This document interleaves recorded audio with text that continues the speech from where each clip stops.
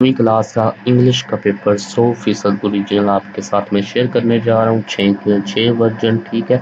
Video को like लाजमी करें, चैनल को सब्सक्राइब भी आपने लाजमी से करना है। अभी ये पहला वर्जन आपके साथ में शेयर कर रहा हूँ, बाकी के वर्जन भी मैं आपके साथ शेयर करूँगा।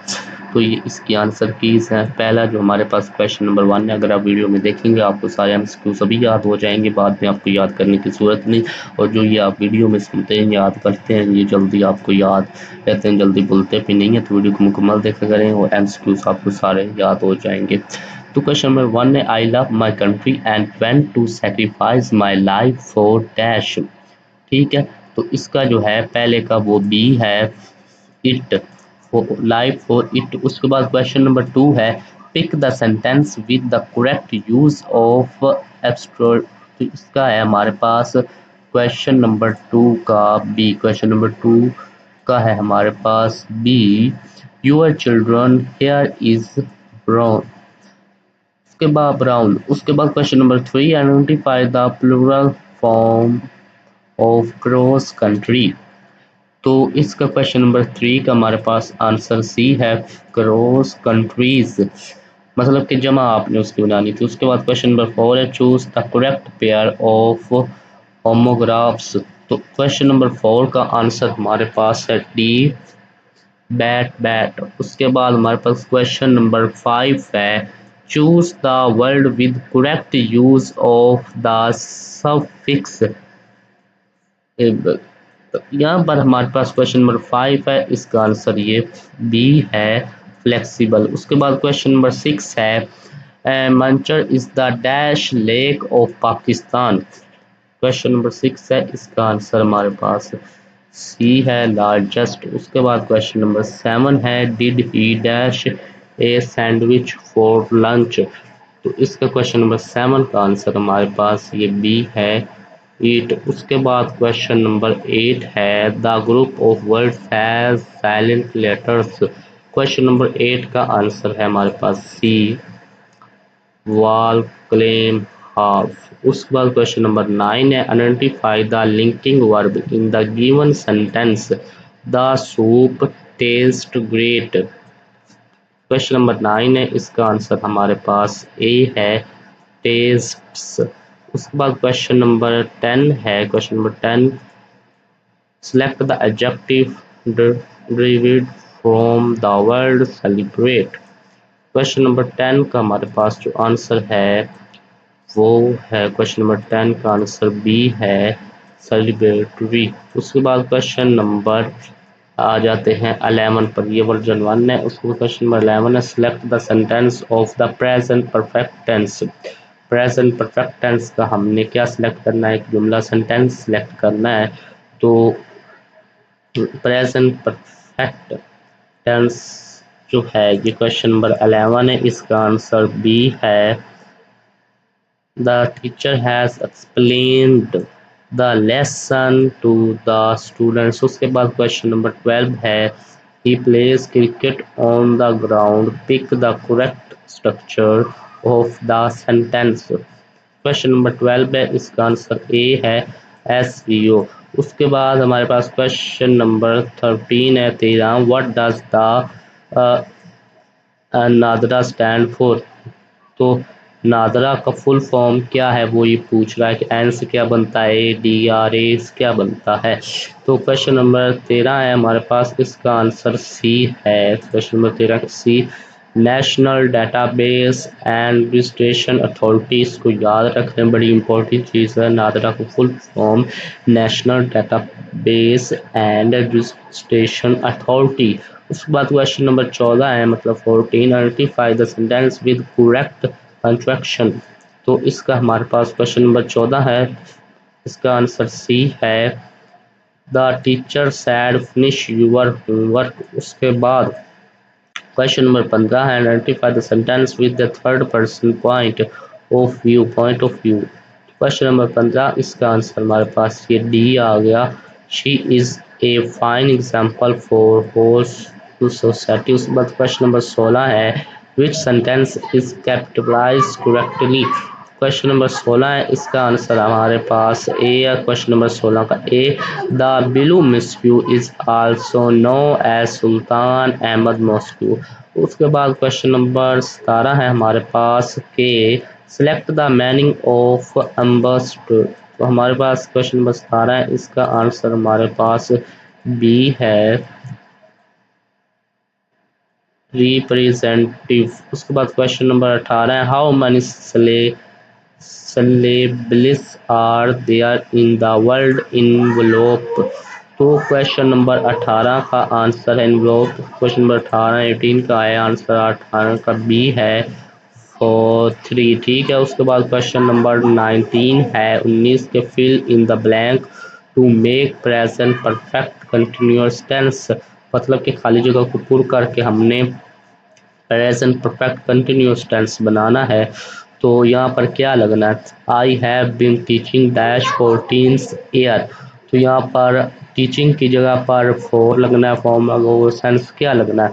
तो यहाँ पर या तो हमारा अगो लगना है सेंस या फोर लगना है। तो आइए इसको देखते हैं। क्वेश्चन नंबर 19 का है हमारे पास, क्वेश्चन नंबर 19 का ए है 4। ठीक है। उसके बाद क्वेश्चन नंबर 21 है, identify the figure of speech Salma cat is as white as snow.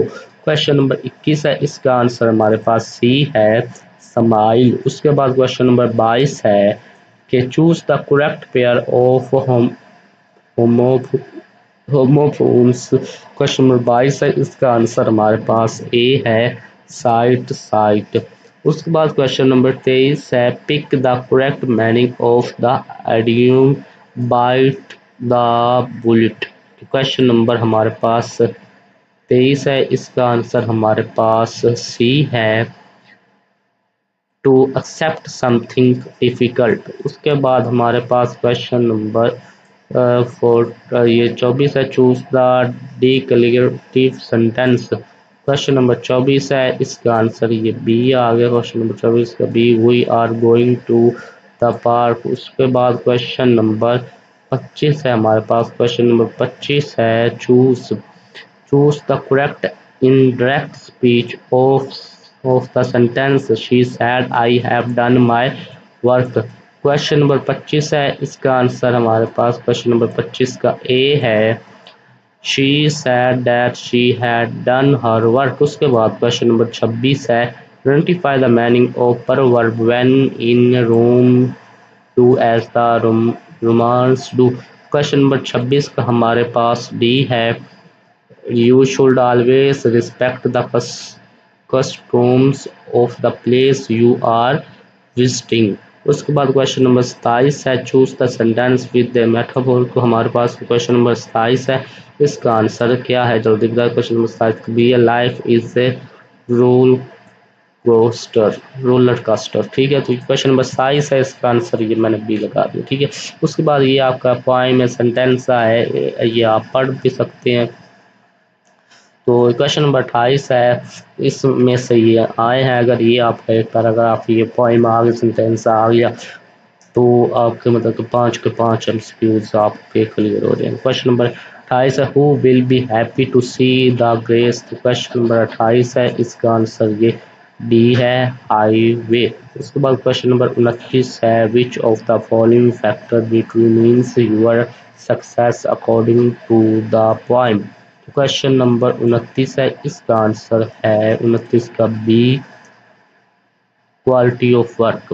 Question number 28 का डी है और 29 का बी है। उसके बाद क्वेश्चन नंबर 30 है कि what is the meaning of the phrase if you can not be the sun be a star. Question number 30 है, इसका आंसर हमारे पास 30 का ए है, try to give your best. उसके बाद क्वेश्चन नंबर 31 है, what lesson do you learn from the point. मतलब कि इस पॉइंट से आप कौन सा लेसन, कौन सा सबक आपने सीखा। क्वेश्चन नंबर 31 है, इसका आंसर सी है, we should be the fastest at our duty. Funnest at our duty. उसके बाद क्वेश्चन नंबर 32 है, what is the tone of the poem, इस पोएम का इस पोएम की टोन क्या है, मतलब कि ये किस बारे में है। क्वेश्चन नंबर 32 है, इसका आंसर है सी, मोटिवेशन है। ठीक है। उसके बाद ये सब्जेक्टिव की तरफ आ जाते हैं, मतलब इसका दोम शायद भी जिसको आप कहते हैं उर्दू में। इसमें यहाँ पर क्वेश्चन नंबर 32 तक थे। एमसीक्यू क्वेश्चन नंबर 33 में आ गया, write dialogue of 10 sentence between in a mother and son discuss about healthy food habits. मतलब कि एक माँ बेटे की आपने एक लिखना है डायलॉग, मुकालमा लिखना है, आपस में बात कर रहे हो हेल्थी फूड हैबिट्स के बारे में।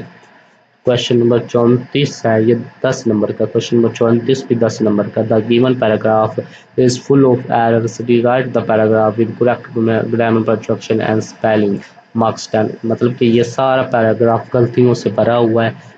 ठीक है, कहीं पर गलती है कहीं पर नहीं है, तो जहाँ पर गलती है उसको आपने सही करना है और साफ सुथरा बिल्कुल करेक्ट आपने पैराग्राफ बाहर लिखना है। आपने मज़ीद कोई गलतियाँ नहीं करनी है। तो पहले तो इसका पहला लफ्ज़ गलत है, पहला लफ्ज़ इसका बड़ा होना चाहिए था।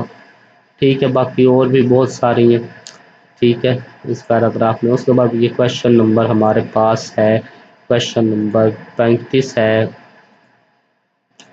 क्वेश्चन नंबर 35 के राइट है paragraph of 10 sentence on effect of cold drinks on body using the given mind map, marks 10।